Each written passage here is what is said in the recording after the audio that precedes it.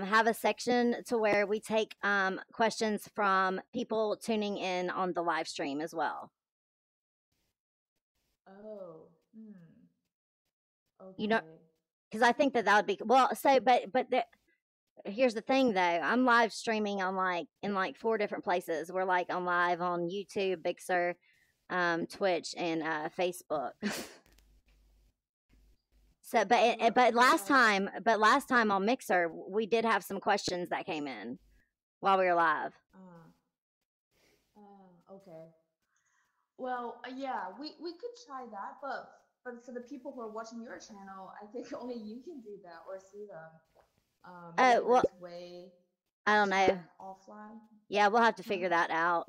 We'll just have to figure it out. I'm gonna go ahead and start on Facebook. For our channels, we didn't see much participation yet, because we try to get them here instead of watching online. So maybe we could try that. Let me get this link. All right, hold on. Let's see. Let's go here. If you open the comments, you're watching the stream, and you look at if someone's monitoring the comments, they can just relay them into the mid-world. Yeah. Well, we'll figure that out with time. We'll figure that out.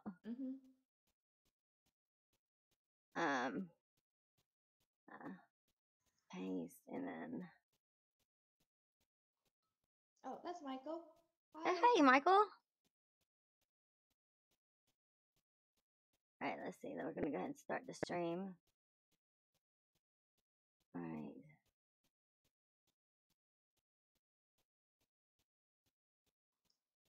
Hi, Michael. You probably muted yourself.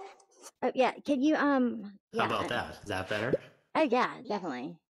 Cool. Yes. How's it going? It's going great. Yay. Can I ask you something before we begin? Hold on, let me take myself off air. Or no, off the megaphone. How do you say your last name? How do you pronounce it? Masukawa. Masakawa. Okay. All right. Okay. All right. Thank you. Okay. And Michael, could you make sure you're on air and megaphone? Yep, on air and megaphone. Yep. We're here. And also on air? Yep. Okay, cool. All right. So you want to give it a few more minutes for more people to join, or you want to go ahead and get started? We can wait for another 2 minutes. Okay, what time is it now? Okay. 2 more minutes till... Well, we got 2 more minutes. We have 2 more minutes here. The Altspace.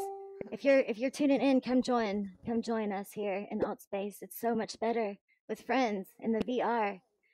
Yes. Yeah. Yeah. What's a good place for me to be? Right here, or?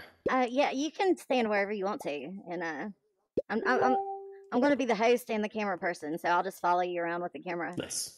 If you decide to move around and talk. Yes, that's our guest. See, we have a boat. See the boat? It's rowing. Can everybody see the boat? A ship in the night. Yes. Nice.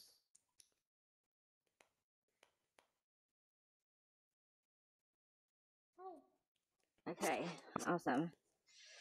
Here, so don't you all on the live stream, you tuning in right now, want to come to the Altspace and party with us and hear this amazing speaker from secret location. Ooh. Yes. Awesome. So we'll give it 1 more minute and then we're gonna go ahead and get started.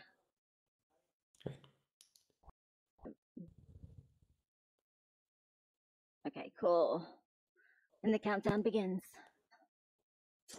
I'll make sure everything's going good with my stream.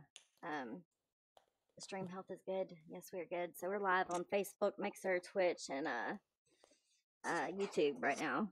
We're live everywhere. See all these people? All right, so we're going to go ahead and get started. So, hello everyone. I am the VR girl. I am the weekly host of the VEER Altspace show, where we interview and watch trailers. All kind of different studios come in, and we just hear from the greatest in the virtual reality. Yes. And so now let me hold on. I have to do some juggling because I have to go to the real world now to change the slide. Yes. Live in Altspace. Yes, that should have woke everybody up. Everybody should be wide awake now. All right. Okay, so now I already introduced myself, so you don't need to see me again. But that's me. That's my usual character right there. Let's go on to watch the trailer now. The trailer for why we are here.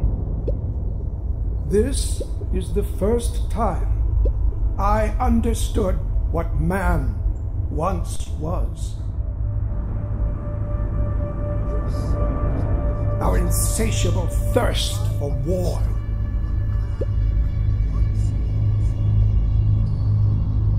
The inevitability of our downfall.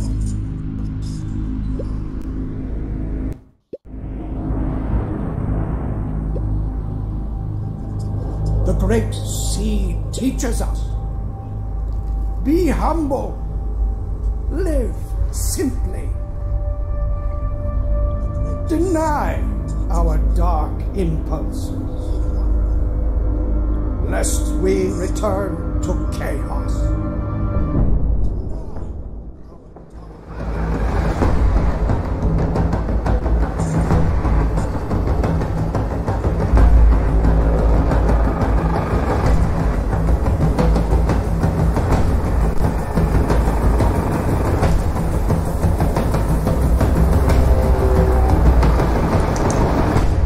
I wasn't expecting you, Claire of Watching Town.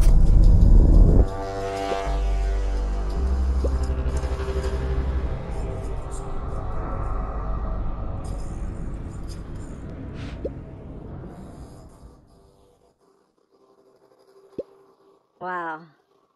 Awesome. Okay. So, now, without further ado, I'm echoing. Can somebody mute themselves? Can everybody just mute themselves real quick?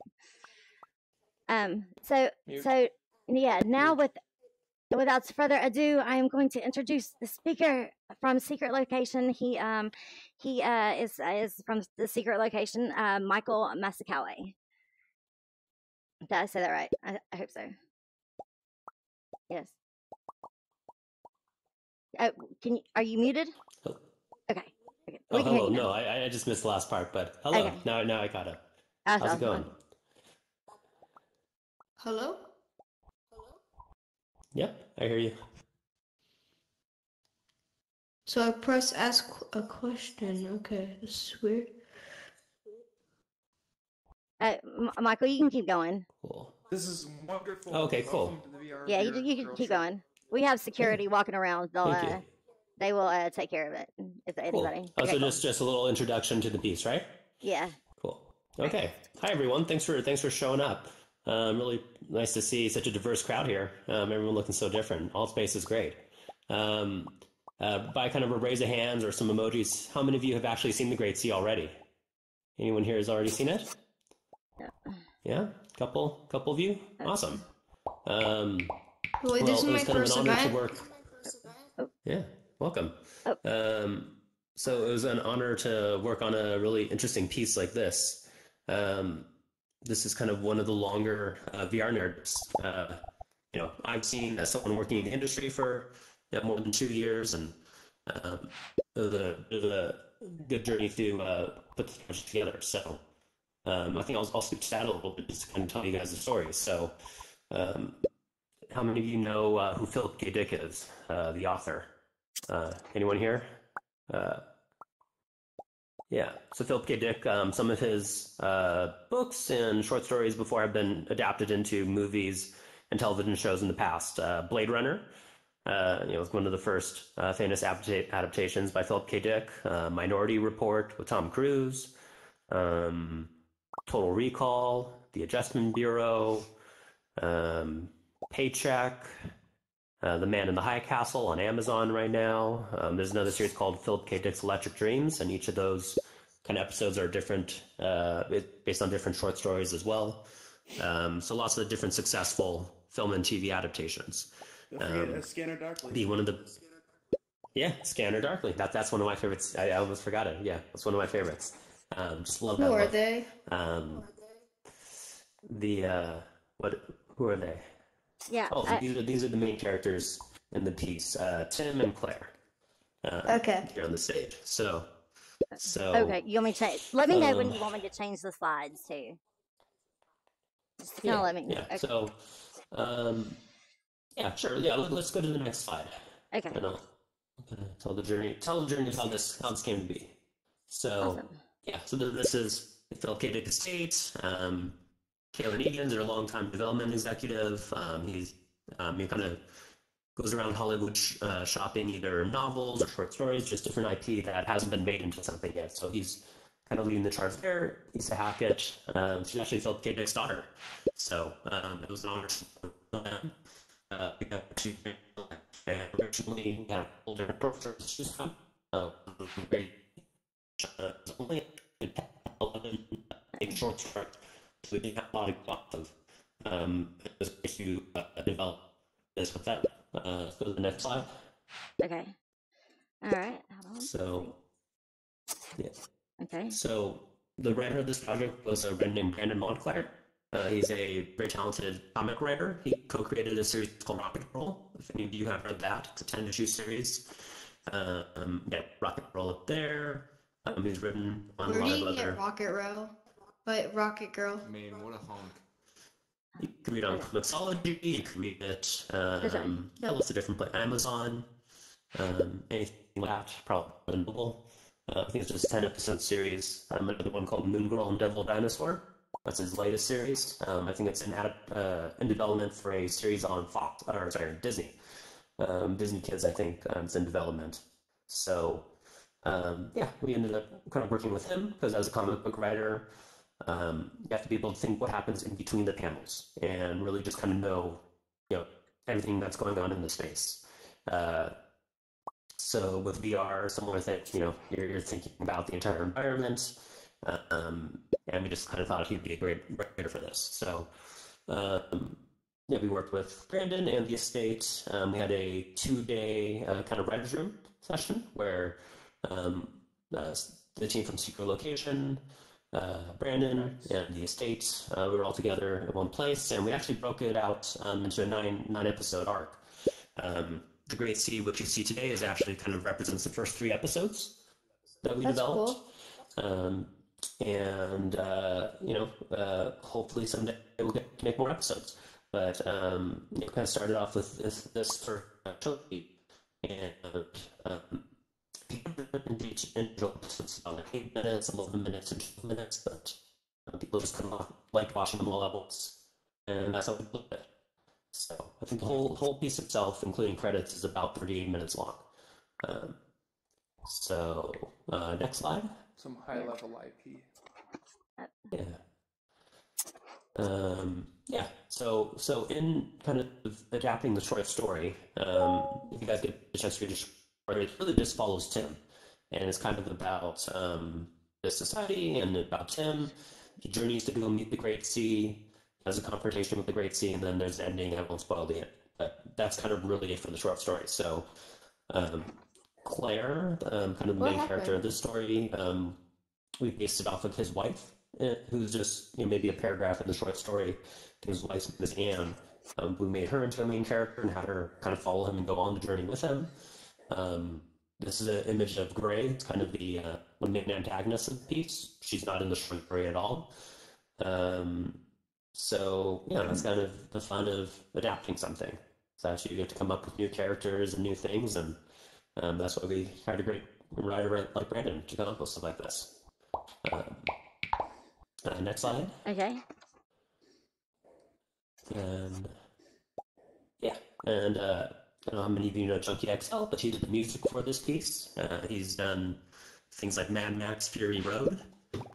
He's done, lots of music in film and television. He's just a very, very talented composer, and we met with him. He's just very excited about working in VR and also working with Philip K. Dick, working on this kind of premium piece of IP. What happened? And I think it turned out really well. Having seen the development of this piece over time, I've watched many cuts without any music, without any sound, And when you add in the music, it just kind of brings the emotion to the next level. So just really, really blessed to have worked with him. Next slide. Yep. And that's this is one, the team. Okay. Yeah, next slide. Yeah, this is the team here at the Cannes Film Festival. We were able to premiere the film. So on the left, Steve Bosco. He's been with Secret Location for, I believe, maybe 8 years, a very long time. But he's kind of one of our visual designers. He's worked on our game Blasters of the Universe, a lot of different projects over the years. Steve Miller, who's here in the middle, he was the director of the piece. He, I think, might have been the 5th Secret Location employee. Secret Location has been around for more than 10 years, so he's been with us for a very long time. He's our kind of chief technologist, and he ended up directing the piece. A very, very talented, wonderful human being. And the guy on the right, his name is Luc Ganache. He's the producer of this piece, and yeah, we was responsible for hiring all the artists. We have our own internal team. Sometimes we might add a couple freelancers per need for the project. So Luke is kind of the one wrangling the budget, hiring all the people, all that stuff along the way. So it's kind of the core team for the Great Sea, but many people worked on it. So Awesome. Next slide. Yep. And, oh yeah, so it's available on VEER, and that's why we're having this talk today, because we have launched it on VEER. We originally just made it for the Oculus Rift and the HTC Vive headsets, but it might be coming to other headsets soon, so stay tuned for that. And then just to explain kind of my part of what I did to work on it. I helped kind of with story development and things like that. I helped try to get some financing for this, and been working mainly in distribution on this. So, yeah, thank you. Okay, next slide. Awesome. All right. Okay, I think that's it. So awesome. All right. So we have some questions for you, and then I'll open it up to the audience. So what does the watch mean, and why was Tim given the pistol? Yeah. So, let me think. In the short story, it's kind of more about people going to the Great Sea and kind of sacrificing people. And when we adapted it, we decided that kind of we had to kind of create a backstory for the society, and why this village and these people were like that, and before the Great Sea came about, because it's not really in the short story. So we thought that part of it was just in kind of the first 4 minutes of the film. Walter was kind of the chief of the village. It's a flashback to earlier when he was a kid. So what happened was the villagers kind of disobeyed the Great Sea. So the Great Sea kind of wipes out their village, and everyone lives in fear of the Great Sea. So kind of part of each year when he chooses a person to come and journey to him, part of it he's purging technology from the village. So that's why they give a pistol to Tim. As a way to kind of purge some technology from people so that the Great Sea can continue to control human beings in this world. So awesome. That's a little bit of part of the backstory that we kind of came up with. I think so. So I have a few more questions. So the cafe scene, it reminds me of Love, Death, Robots. Why was the cafe chosen? And was there any special considerations put behind this scene? Wait, who's talking? I mean, yeah. The host is talking. Yeah. For this cafe scene, episode 2 is all about kind of the journey of Tim and Claire to the Great Sea. Kind of ending with the consideration actually came between the kind of climactic scene when they're kind of running in the tower up to the roof. At the end of episode 2, that building is kind of loosely based on the Bradbury building from Blade Runner. So that's kind of what we're building towards. And then on the way there, we're just kind of thinking, what are the kind of different stops along the way? The cafe is kind of based on, kind of one of your 50s diners, say Johnny Rockets, kind of one of those places.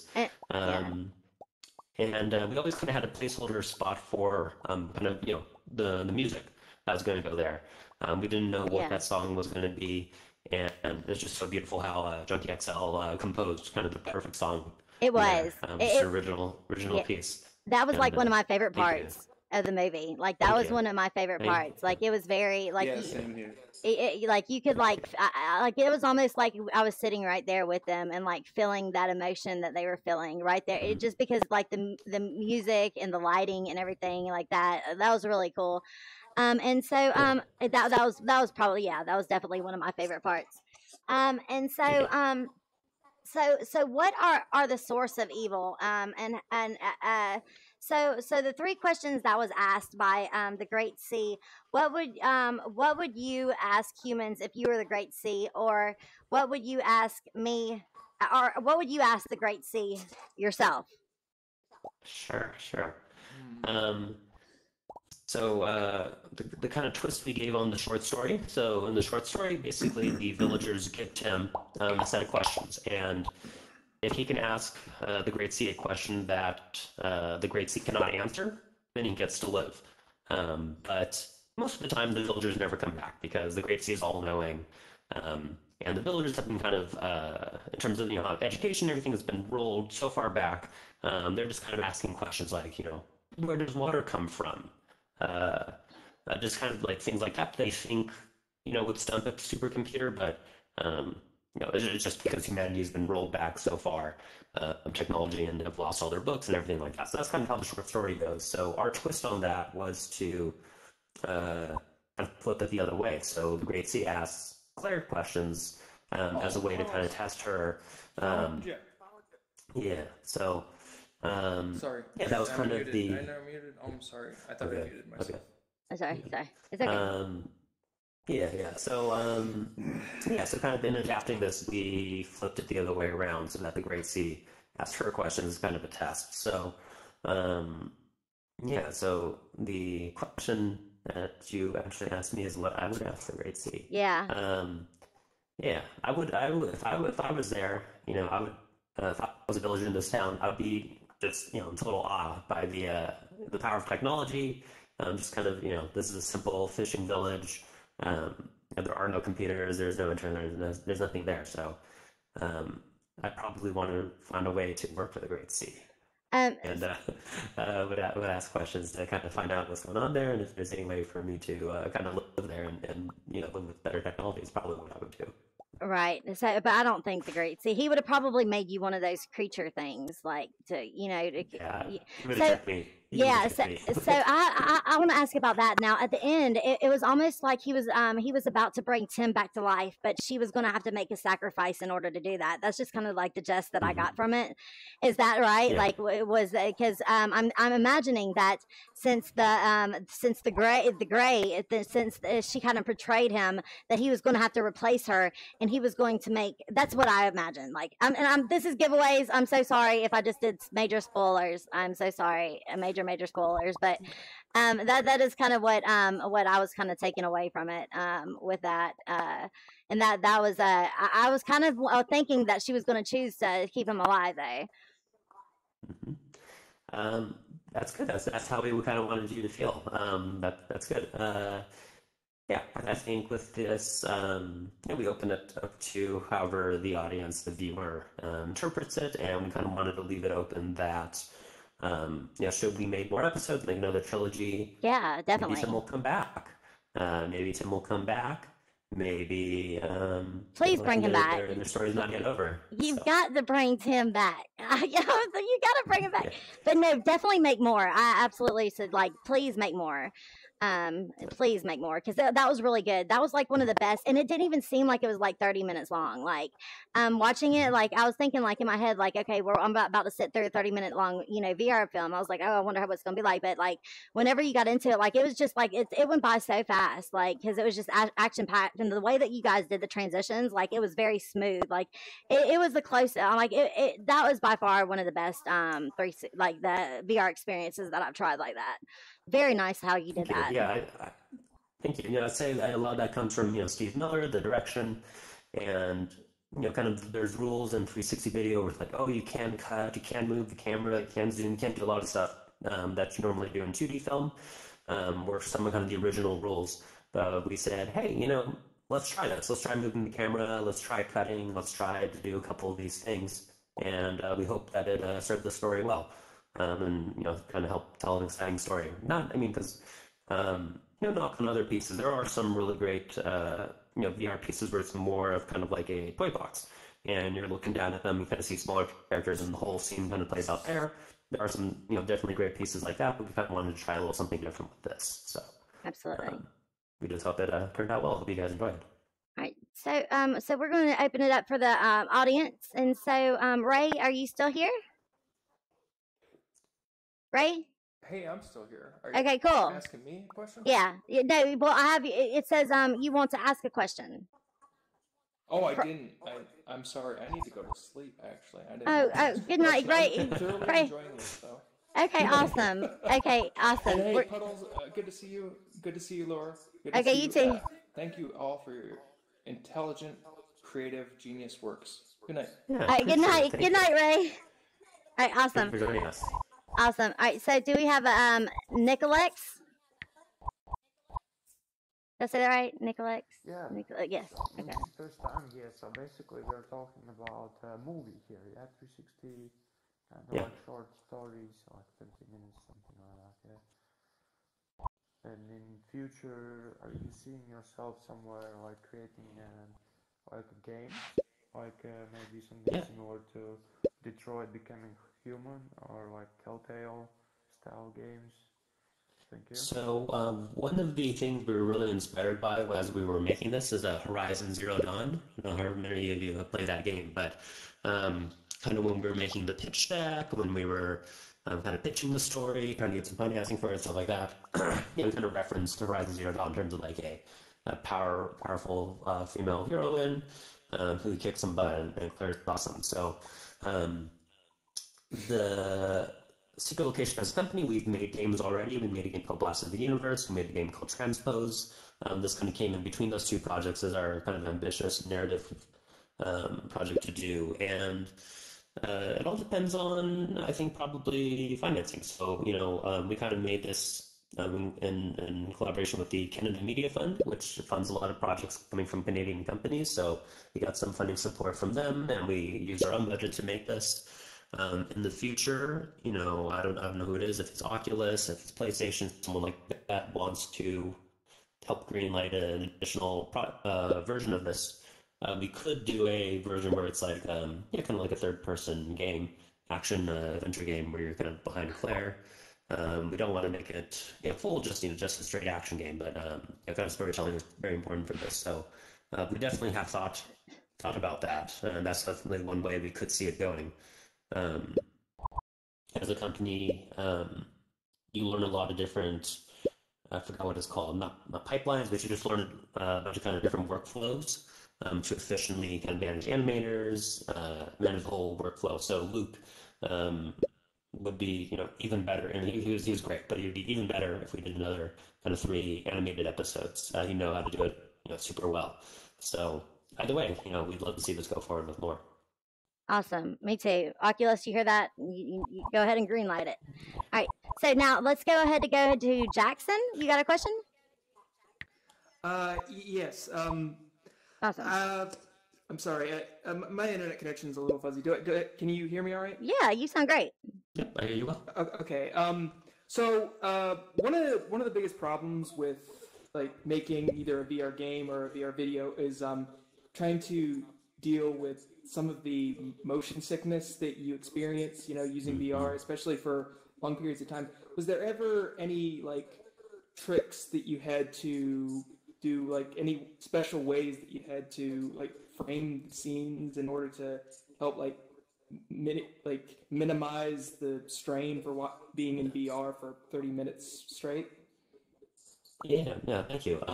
So a lot of that has to do with kind of frames per second and stuff like that. So you always want to have a game running at 90 frames a second. We did this in Unreal. Most of our other projects have been done in Unity, so this is a new thing for the team to pull this graphical fidelity in a new game engine. So we hope we pulled it off well. A lot of the things we did too was just kind of make sure that most of the action takes place basically in front of you. So while it is full 360 and you can look around and you can see everything, If you're just watching this seated and you're looking forward and maybe you're looking kind of the first like 45, 50, 60 degrees in front of you, you can really, get majority of the story that way. So that was one way we kind of did it. And just telling people to watch it seated also helps. There's a little bit of testing if you're standing and watching it. Some people will get a little dizzy, some people get a little motion sick. So we said, hey, we'll kind of do some changes there and then watch it seated. And generally, no people have issues if they're watching it seated. But there's also a longer piece, so people probably want to sit down and enjoy it too.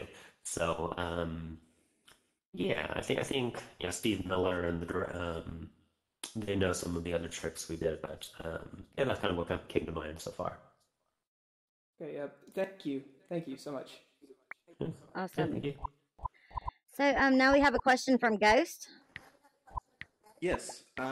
So you kind of sort of already answered it, but what made you decide to choose this story in particular out of all of the stories? Because it's one I had actually never heard of. Yeah. This kind of happened before I came to the company, so I can't speak too much to it, but I know that the Philip K. Dick estate originally kind of narrowed it down to 4 stories that might be of interest to us. I don't know what the other 3 stories were, but Kaylin Egan, who was on the slides before, had an idea of 4 stories that would be good for VR adaptation. Our team looked at all 4 stories and settled on this one as the one that they thought kind of dealt with technology, was a good sci-fi adventure, all the above, that kind of felt that it was a good story to tell in VR.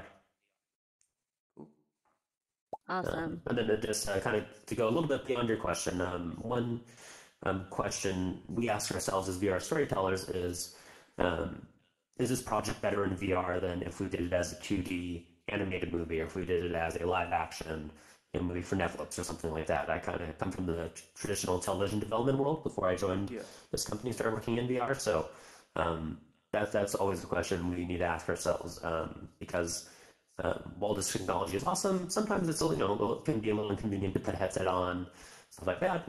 With the I'm wearing the Oculus Go, so it's super easy for me to just throw the headset on and get into VR. But some people have to fire up their PC or something like that. It can be a little bit of friction. So we want to make the story that good to make it worth getting a headset on.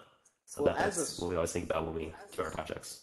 As a storyteller myself and VR enthusiast, I really appreciate you guys taking that approach, because I've seen some content that seems like it could have been made with a normal camera, and people don't realize how much needs to be put into telling a story through this new medium, and I think you guys did a good job considering Thank you so much. The technical, the challenge.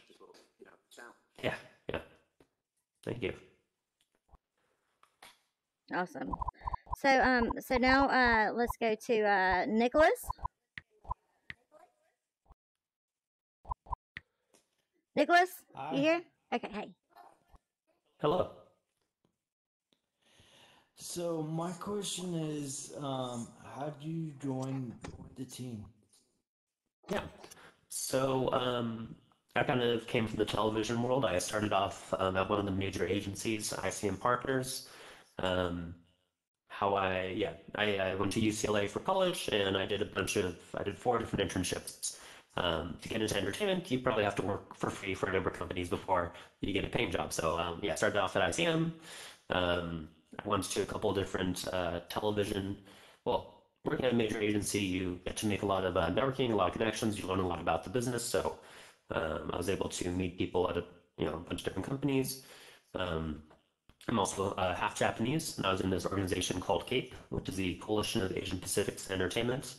And that's kind of a networking group for Asians in entertainment. And through there, heard about a job at Bad Robot, J.J. Abrams' company. So I was able to go over there, work in television development at his company for a little while.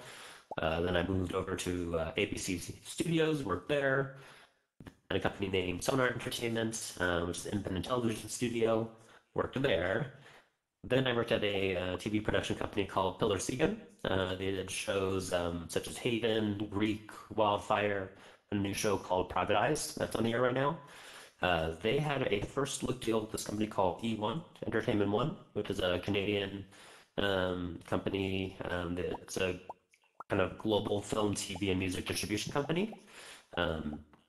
Secret location also had an investment from E1 at the time and was looking to open their LA office. So E1 said, hey, we looked at you guys here at Pillar Segan, why don't you move over here? So when I got to know Pillar Segan, they were in the same office space.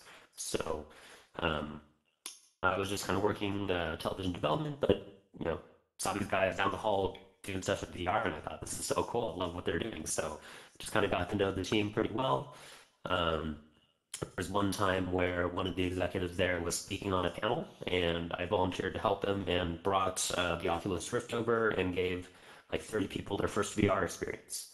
And I was just kind of thinking like, wow, this is one of the most, rewarding things I've done all year. This is really, really cool. So I believe in the technology. I've been a lifelong gamer, just kind of loved everything and said, hey, I'll take a risk. I want to, kind of join this new industry. It seems really fun. So when Secret Location got fully acquired by Entertainment One and moved into a new office building, then I thought, okay, now it's a good time to try to make a move and join them. And a position opened up, and I applied for it and interviewed and got the job. So it's very been awesome. Cool. Very, very cool. Awesome. That's a long answer. Awesome. Yanfei, do you have a question? Yes, actually I do. Hi. Hey. Yeah, actually, I'm wondering, have you watched experience like those interactive? We have like both in traditional media, you might see movies like Bandersnatch that's on Netflix, and right now in VR, because we talked about how people might complain 360 movies are not as interactive as those, six off that you see on Rift or anywhere else. But so people are now thinking about, okay, how do we make it more interactive? So they came up with this more interactive where you can decide the storylines for the characters. So, and actually in house on VR, we're also co-producing some content along that way. So I'm wondering, like, what do you think of this type of content? Do you think it helps storytelling, or it distracts audiences from what VR should be, or any opinions that you might have on this? I think it was you, someone brought up the examples earlier of Heavy Rain, Detroit Become Human, Telltale games. I love those games. I love being a part of the story, making dialogue choices. I mean, Mass Effect. Yeah, there's a lot of really great games that do this, and I think they're better because of it. Because you get to be the protagonist of the story, make the choices, decide if your person's a little evil, nice, or charmer. You get to decide. So I love those games, and I think those are really great stories, and they emotionate really resonate emotionally because of it. So if there's more of that in 360, I think that's going to be really cool. I don't know, someone we were talking about this a little earlier. It's just just a little bit more difficult to make things in VR. So I could see that it's just challenging. So with these things, they're kind of branching trees, and if you give someone 4 choices, then you have to have 4 things that result of it, and do the branching paths converge into something later, or they keep spreading out, and then you have to make a bunch of additional footage, like Bandersnatch, right? They filmed however many hours of footage to cover all the different choices and the different paths you can take. So when budgets can become a little bigger in VR, when there's more people who own headsets, and there's a bigger chance for people like us to make our money back on a project because there's more people to buy these projects, then I think you'll see more of what you're talking about. But if you guys are kind of early pioneers in this, then that's great. It's going to be exciting to see. Absolutely. I'll watch it for sure. Absolutely.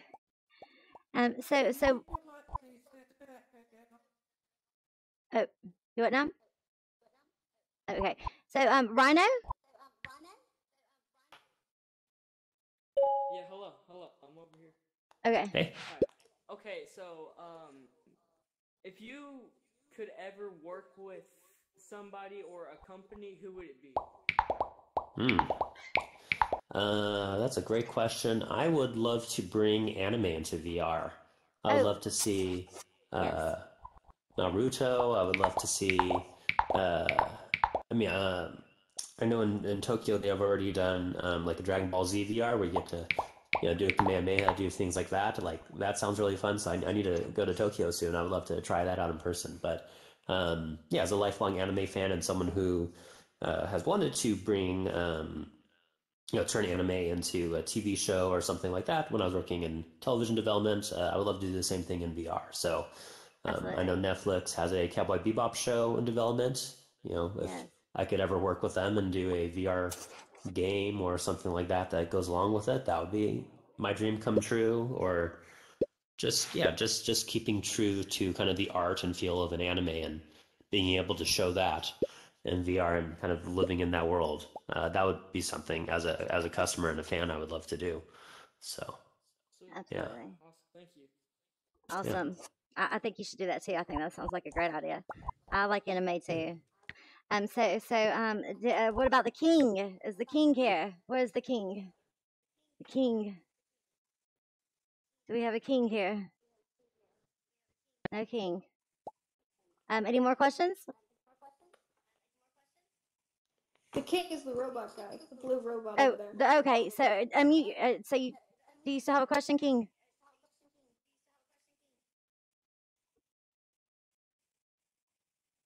Yes. No.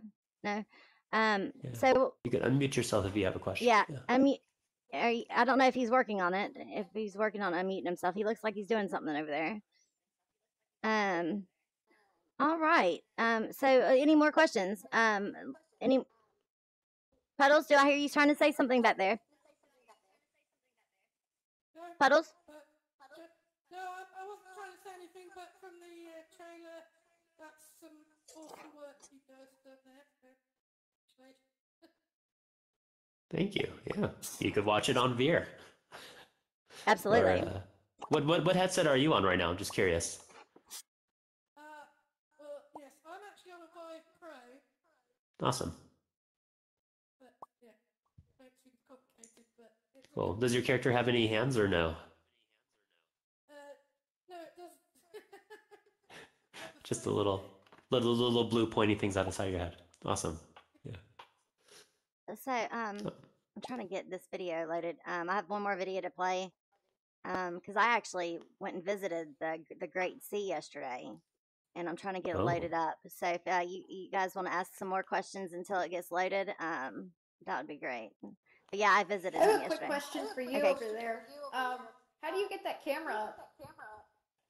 Okay. Well, let's save that for after let's save that for after the meeting. I'll stay behind for a few minutes afterwards, and I'll explain it to you if you want to stick around. Okay, sounds good. Cool. All right. So Yanfei, you got any more questions? Real quick. Yes. Okay. Please. I think we're done. Thank you. Just real quick, I wanted to say on the note of anime, the closest thing I've seen to it in Oculus is Melita. I watched that recently. Oh, Melita, yeah. I know it's slower pace. It's not like Dragon Ball Z or anything, but that reminded me of the anime style. Not to interject another story, but yeah, no, that's a good one. I like Melita. I like how they use camera movement in that piece as well. I like kind of the message of that story. I've kind of been kind of studying global warming and worried about it since 7th grade, and I kind of like the kind of environmental story they're trying to tell in that piece. So that's a good one. That's another good narrative in VR. So we got about one more second left, and it will be uploaded, and then I will show you my experience whenever I went and met the Great Sea yesterday. Oh yes, and we'll do trivia in a moment, but we still have about 20 minutes, so we have plenty of time to do all that. So yes, we will do that. It's almost loaded, it's on 95%. But I absolutely loved the Great Sea. The Great Sea, like this was definitely one of my favorite ones. And what is the age on this film? Because I mean there is a lot of violence in it. But it does remind me of like Disney quality animation, but it does have some violence in there. So what would you recommend the age be for this film? Yeah, there's no blood. Yeah, there's no blood. So maybe I mean, do you think 7+, 8+, 9+, Yeah, something I would like say that? so, something like that. Yeah. Yeah, because I remember when I was a kid, I watched James Bond, and I think that was when I was 7. But kind of looking back now and looking at what PG movies were back then, I was like, oh wow, I watched Raiders of the Lost Ark. I watched a lot of this stuff, and it didn't faze me. But I know there's, my dad covered my eyes on certain parts, so I didn't watch the whole thing. But yeah, I think back in the day, PG, so bad. I think your grade C has got an age restriction on Steam. Yeah, because we don't assume that like very young people are using headsets anyways. Right? I think most VR headsets are 10+, unless I'm mistaken, but 13 plus. 13+, okay, yeah. So there's, I think Mattel or one of the toy manufacturers has a headset specifically for children, but that's not going to run any of these kinds of projects. So. Okay. So hold on, let's see. Okay, where is it at? Did I upload it? No, I don't think it uploaded correctly. So we will skip that video, but I did go see The Great C. So if you guys want to go check that out on the social media channels on Facebook, you can check that out on VEER. Make sure you follow us on Facebook, VEER VR on Facebook, and the VR Girl as well. So yes, let's do some trivia. Let's do some trivia questions and maybe give away a prize. How does that sound? Are you ready? So, okay. So the question is what are the 3 questions that the Great C asked Claire in the film? All right, so let's clear this. We're going to go in order. What was 3 questions? Do not look it up. You have 10 seconds to answer. 1, 2, 3, 4, 5, 6, 7, 8. Going once. Going twice.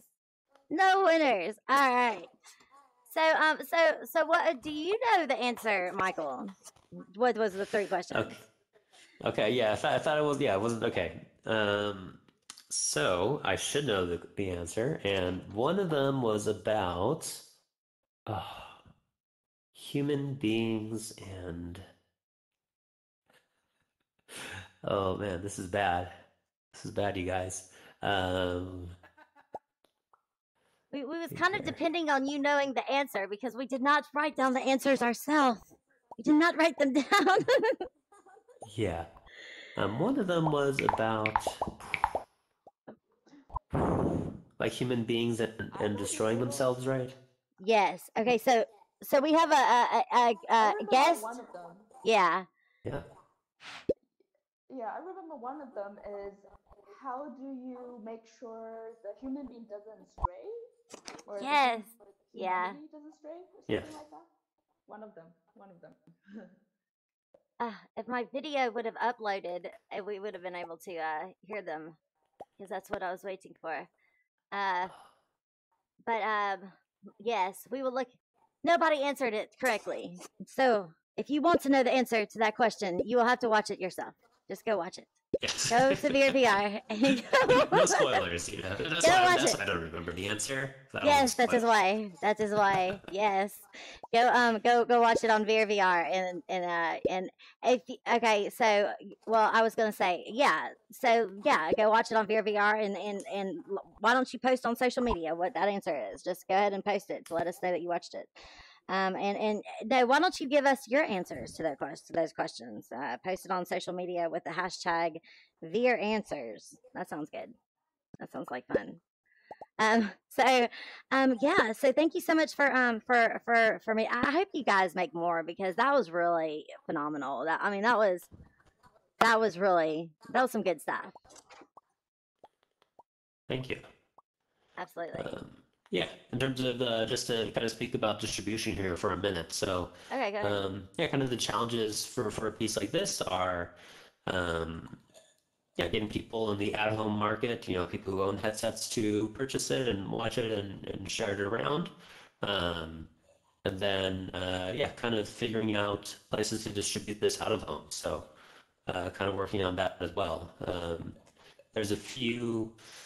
I just want to give a quick shout out to In-Flight VR and Skylights VR, 2 partners we work with who have been putting this in airport lounges and on flights. Air France, Iberia Airlines, a bunch of others I can't remember right now, but that's kind of one interesting way you can kind of watch it, mainly in Europe, I would say, in airport lounges and on planes.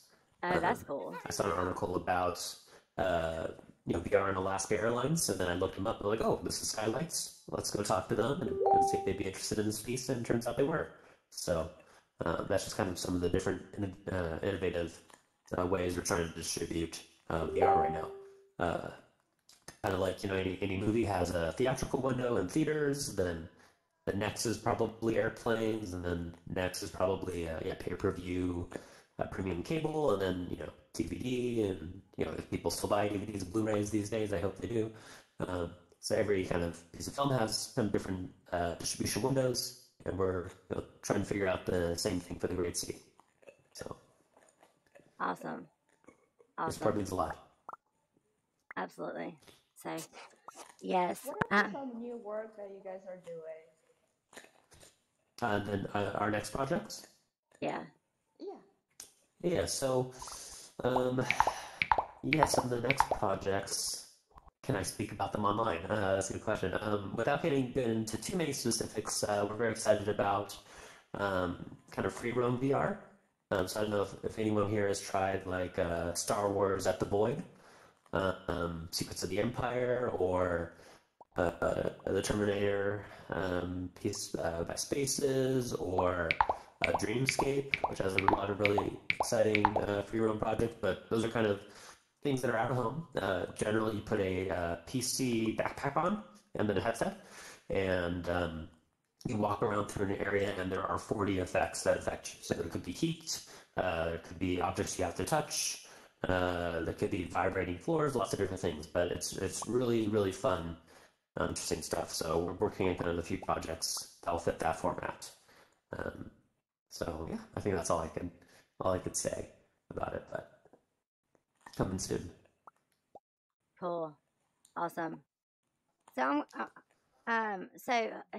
now, just a little tidbit of information. I am an anime in VR. I am anime. I love being an anime in VR. Isn't that awesome? Like, we could just jump in these characters and like just be an anime. It's so amazing. I love it.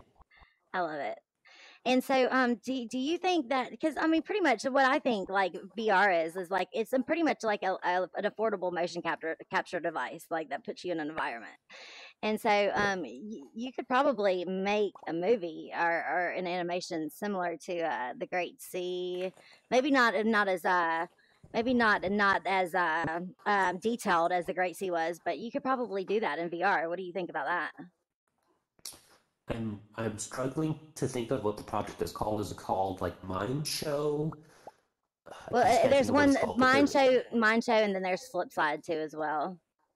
Okay, there was something in Mind Show. That's great. I'm glad I remember. But yeah, there's a couple things like that where they provide you tools to make stuff. So I haven't had time to play around with it, but I think it's really exciting, and a lot of I know a lot of major studios, I don't know if it's Disney, someone else, but they're using kind of VR for pre-visualization, previs. So like before you do an animation movie, write your storyboards, there's lots of kind of different steps along the way before you're going to spend all the money and time animating, something as, gorgeous looking as Coco or any of the Pixar films, right? They have to kind of figure out what it's going to look like first. So previs, sometimes they just do a quick kind of animated version of it.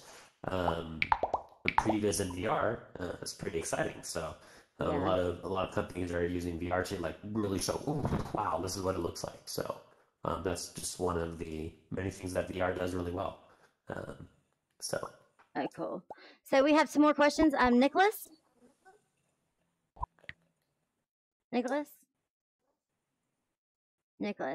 Did he do this earlier? Wasn't he the one that did that earlier? Or was that the king? Okay, so Rhino, you got one more question? Yeah, I got one more question. All right. So, when did you start to be creating films like this? Like, where did you start out to do all of this? It kind of starts with the IP, because VR, you can do an original story, and some companies have enough funding and stuff like that to kind of just do an original story in VR. For us, once we got the rights to adapt Philip K. Dick, which is amazing and awesome, from there, that's kind of where you generate enough package and excitement around the project to say, hey, we can present this to different people, to the CMF and different places to get funding. So once we were able to do that, to help, if we made this for half as much money as we spent on it, it wouldn't be as long, wouldn't look as good. You probably wouldn't have chunky Excel. You wouldn't be as good. So once we got in the right place to do that, that's kind of where this began. And once we found something we were excited about, then you get Brandon Montclair, you get kind of all the team kind of comes together for it. So similar thing with I'll just make the analogy for television development. When I was at Sonar Entertainment, the first scripted series we did was called the Shannara Chronicles. I don't know how many people here saw that, but it's based on one of the top internationally selling fantasy book series of all time. We had the showrunners who did Smallville attached to the show. They also wrote the first 2 episodes. Then we got a director attached. We had Don Favreau attached to direct. And yeah, so you have to kind of create like a really big team like that to get something greenlit as a TV series. So just kind of applying that to VR. Once we got a good piece of IP, and you bring a good writer, and kind of it all piles on and gets momentum, and that's how you bring something to the finish line. So cool. Start with us, yeah. Awesome. So, well, I guess we'll go ahead and close out this VEER VR experience in the Altspace. Thank you so much for meeting with us. I really appreciate you taking the time to come and talk with us about this wonderful experience. That was really cool. And I hope you. I just want to say thank you so much for having me be part of this. This was one of my first interviews, and definitely my first interview in VR. This was special. This was a lot of fun. Thank you for asking amazing questions. And just joining us here for this, and hope you get a chance to watch this sometime, and I'll hopefully be able to drop in the future and see you guys around. Thank you. Absolutely, and I hope that you I hope we have plenty more interviews with you in the future for the projects you do in the future as well. Thank you so much for taking the time to interview me. Thank you for VEER for putting on this event. And thank you. Thank you. I appreciate it.